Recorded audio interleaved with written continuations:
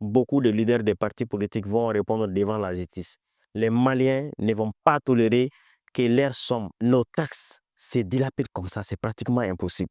En 91, déjà, lors de la conférence nationale, ce financement des partis politiques n'a pas été accepté par la majorité. C'est en 94, si je me rappelle bien, lorsque le fait Ibrahim Boubacar Keïta était Premier ministre, c'est en ce moment que le financement de ces partis politiques a fait les grands retours. Au vu de la charte, les textes qui sont dans la charte des partis politiques, ces fonds-là sont destinés à des missions spécifiques. La formation des militants pour que les militants peuvent quand même être des bons citoyens et participer activement et avec la plus grande détermination au bon fonctionnement de la nation.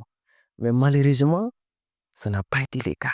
Lors des assises nationales de la refondation, lorsque les autorités actuelles des pays ont été au pouvoir, les Maliens ont compris et certains leaders des partis politiques ont compris qu'il est temps vraiment de clarifier et justifier cette question de financement des partis politiques.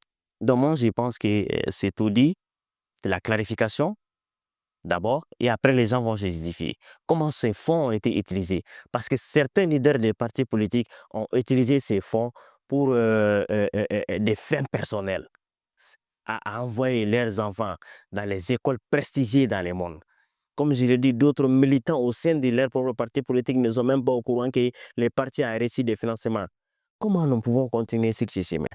Beaucoup de leaders des partis politiques vont répondre devant la justice. Les Maliens ne vont pas tolérer que leurs sommes, nos taxes, se dilapident comme ça. C'est pratiquement impossible.